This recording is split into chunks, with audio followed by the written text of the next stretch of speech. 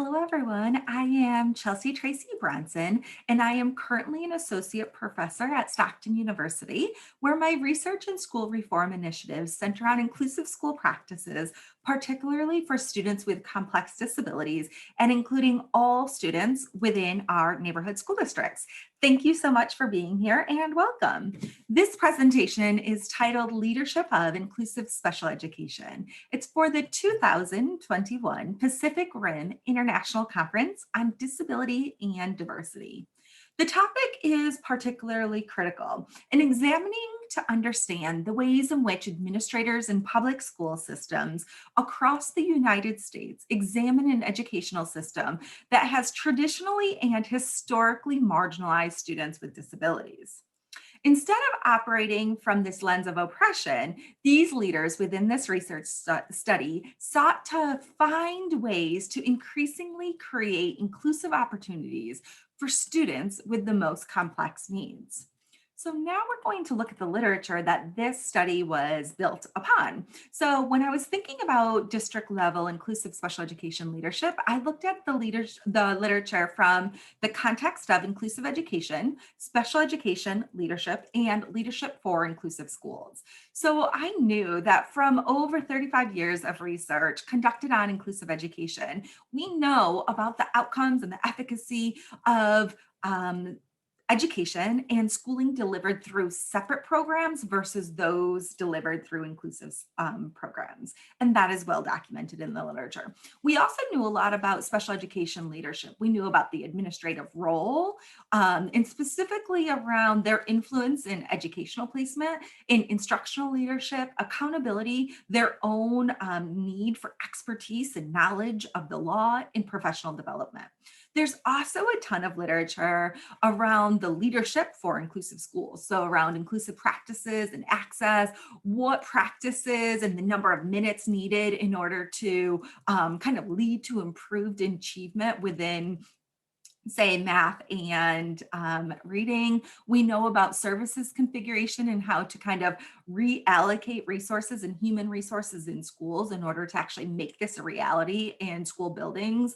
We know what the principal role is and what is needed in terms of school building leaders. And we also know a lot of information around school, inclusive school reform as well. So I started to think about, well, if we know this and we're thinking about the knowledge from special education and educational leadership, and we know what it takes to create highly effective inclusive schools and inclusive school reform initiatives, what is it that we don't know yet?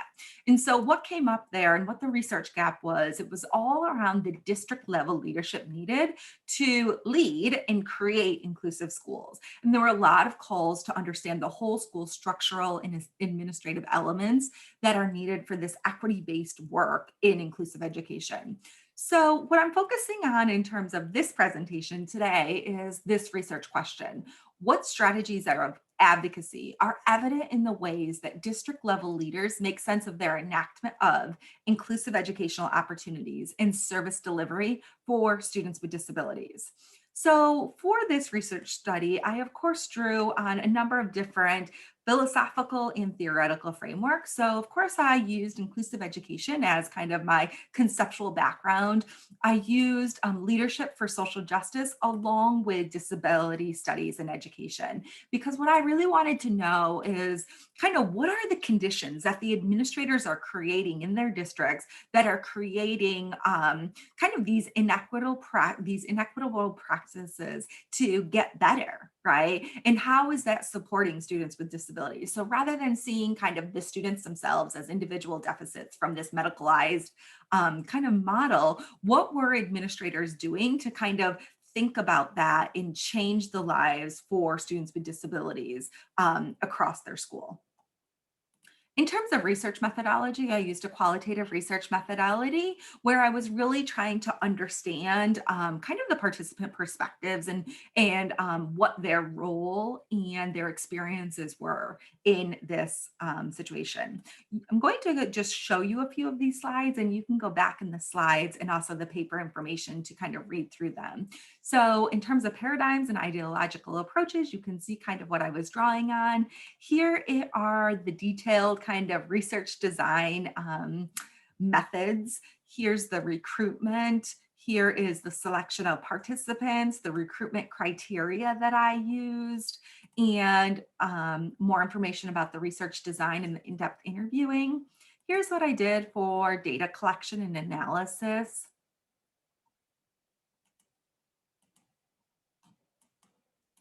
And again, I'll have this information for you after the presentation as well.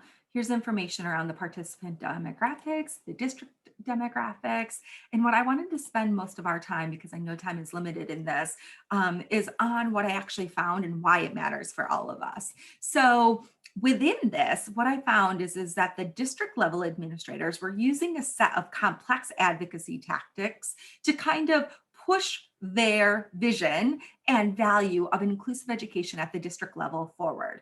So all of the participants, what I noticed is that they were displaying certain dispositional traits. So what I mean by that is there was a professional manner, a presence, a navigation of interpersonal relationships that was really prevalent in all of their stories of practice that they were telling. They were actively engaging themselves, which meant like they were physically inserting themselves. Now, this might not seem very powerful, but the reason it's so powerful is, remember, these aren't building level, say, teachers or building level administrators or therapists or advocates. These are administrators at the district level in charge of multiple teachers and multiple other administrators at the building level. And what they were doing is when there were any meetings where something was kind of on the line, or there was going to be a discussion, or they knew that they had to kind of advocate for a specific student, they would actually be there. They would physically be at the meetings, which isn't so common. They would also make sure to assertively align their decision making, and they were transparent about it. So what I mean by that is that they made sure that everyone knew why they were making the decisions they were making. So they weren't just making these decisions for, say, students with learning disabilities, but not students with autism or students with challenging behavior. Instead, they were really transparent about what these little so-called little decisions meant for the inclusive nature of their educational experience. And they tried to kind of let everyone know about that, first by their presence, but also vocally, also at the meetings, so that they were teaching and paving a new way in these meetings. They also worked with this with a framework of a positive celebratory culture and coaching mindset. So what I mean by this is anytime they noticed a small little incremental movement forward in, say, a teacher's actions or something that they did, a way that they modified instruction or differentiated or really thought about the supplemental aids and supports that a specific student needed to be successful, instead of kind of keeping that to themselves once they heard about it, they made sure that other building level administrators knew about it. They made sure that other people in the community heard about it through, say, like the school district newsletter and things like that. They made sure to tell other grade level teams. And the whole idea is that when one person was doing something and taking a step forward, that kind of problem solving mindset allowed other people in the school district to also think in that same way and know it was safe to kind of take risks and try to support a specific student, for example. The second way that I really noticed, the second sub-theme that they were using these complex advocacy tactics was for the advocacy with specific students. And again, this was a little bit of a surprise for me because I thought they were going to be focusing on the structures and the models and the co-teaching and big kind of structural types of things that would cut across multiple school buildings. But what was really interesting is that because they talked about their own understanding of federal and state special education law, particularly around least restrictive environment, they really thought that it was up to them to advocate for specific students, especially when their so-called inclusion was on the line. What I mean by that is if they thought that a team was starting to kind of qualify things or come up with reasons and barriers for excluding this student for a certain number of minutes during the day, they would make sure that they were there, and they were there not only with examples, strategies, and supports, but also knowledge of the special education law, both at the state and federal level.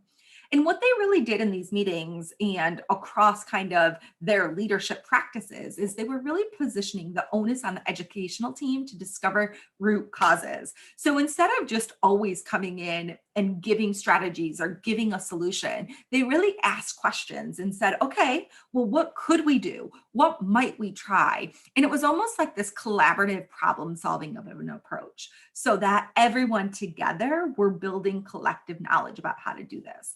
They had really strong responses to self-contained requests. So basically, they knew what the law said. And when a team didn't try all of their options around accommodations, around modifications, around supplemental supports and services, they made sure to say, hey, okay, I hear what you're saying, but we haven't tried everything yet. How can we problem solve a little bit more to make sure that this student is included in our district to the fullest extent? Then at that point, they used outside resources to enhance local knowledge for a specific student.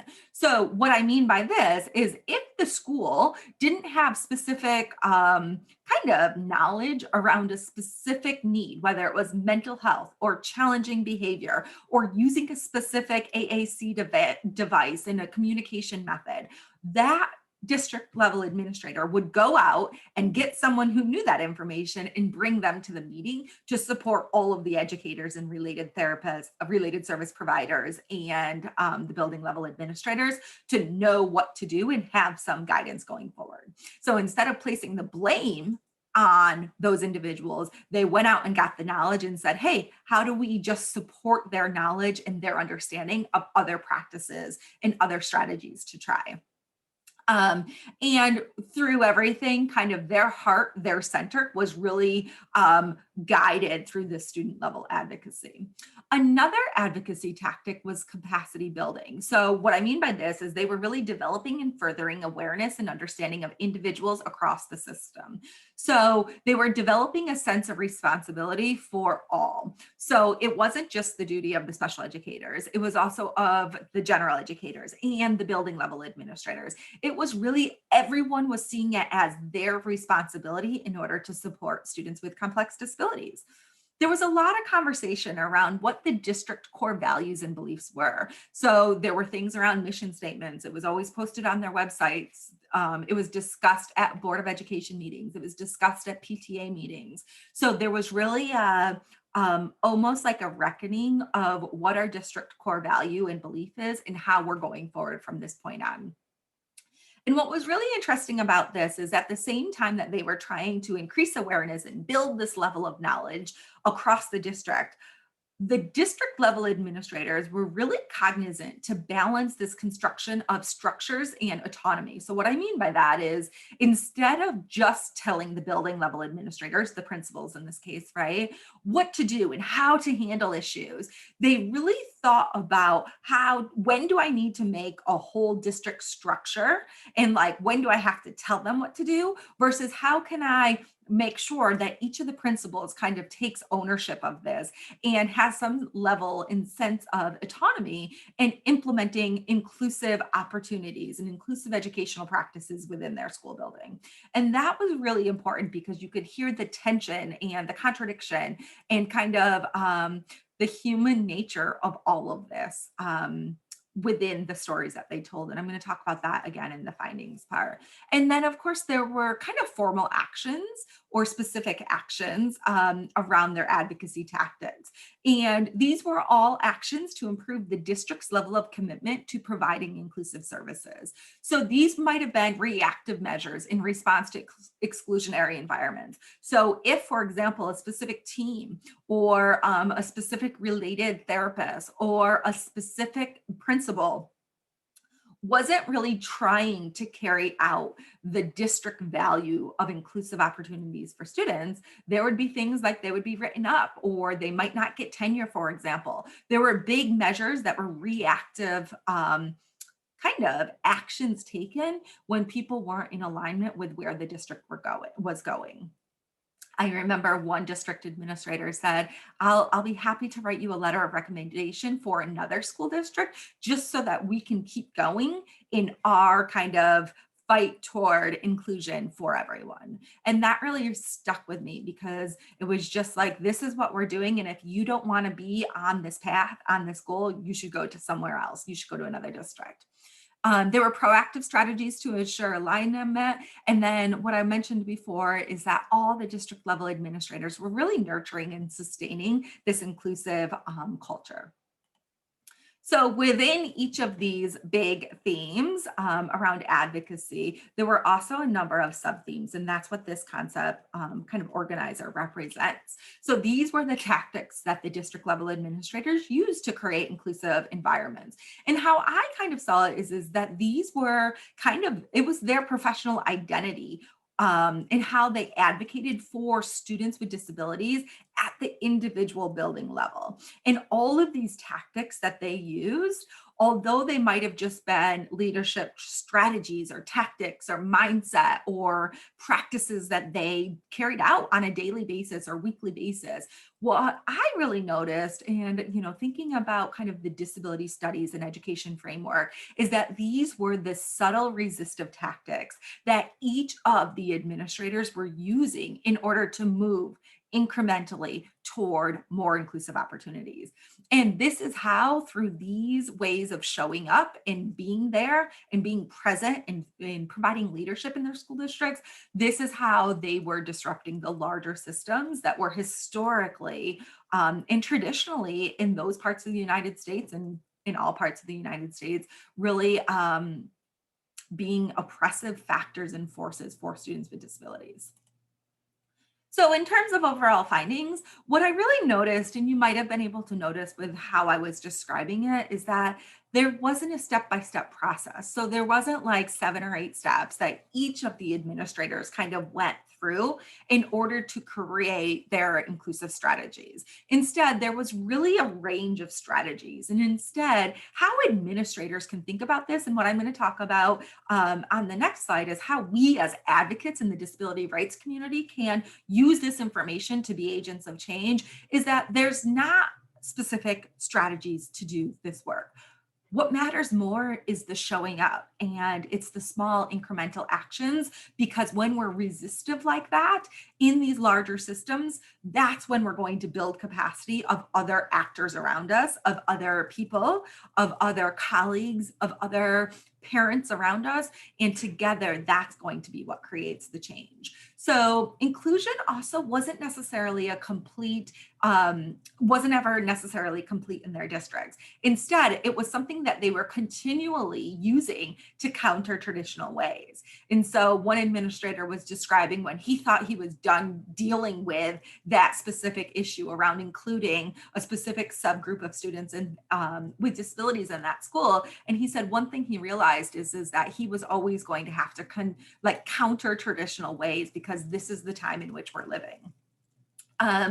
All of the participants led with this critical lens of educational equity at their core. So what I meant is instead of just passively being employed at that district, they really brought to their leadership this critical lens of equity, of educational equity, not just for disability, but also around race, ethnicity, socioeconomic status, LGBT, gender, and language as well. And one thing that they really noticed is that when they led with this lens of equity, that the practices and the incremental steps that they were kind of putting into practice weren't just supporting students with disabilities, they were supporting all learners, especially learners who have been traditionally marginalized. For them, one of the ways that I really kind of concluded this is that their work, their educational leadership work, in school districts in the United States is a distinct political act of equity, right? And so they really defined as they were disrupting previously held structures within that traditional schooling system. They all made an internal commitment. They took action. They viewed each meeting and professional development opportunity and district action as a process of continual improvement toward creating more inclusive opportunities for students with disabilities. And that's something I had mentioned throughout. They really focused on professional development for principals and building level administrators. They enacted these resistive tactics, and that was really a way that they were doing both disability studies in education, but leadership for social justice as well. And one concluding piece is that it really was about the attitudes and the practices of these administrators that served as an indicator of access for students with disabilities, right? And I'd be remiss to think if what would happen if these administrators weren't kind of the gatekeepers in their school. And quite frankly, what happens in a lot of school districts across the United States when there isn't someone there at the helm advocating and pushing for access for students with really complex needs. And that's where our systems of oppression for students with disabilities remain in school districts. So as I was thinking about this, I was thinking about how we can use this information, maybe if we're not an administrator, say, but what can we do as agents of change in this disability rights space, right? And how, you know, the dispositional traits that we saw that these leaders were changing, we can also use them to be active agents of change. We need to make sure to physically insert ourselves. We need to make sure to be present at these meetings where there's going to be literally lives on the line, right? Educational lives on the line, and being transparent and getting professional development and making sure that we really are having impact across buildings and partnering with community agencies and businesses and universities to make sure that we're scaling up and creating these fully inclusive community settings, school and community settings. It's really important that we're developing an understanding of unintended consequences of programs and service delivery options in districts and kind of what that is doing for our students with disabilities. And then how can we as disability rights agents of change continue to educate, advocate, and create inclusive spaces and schooling opportunities and communities for students.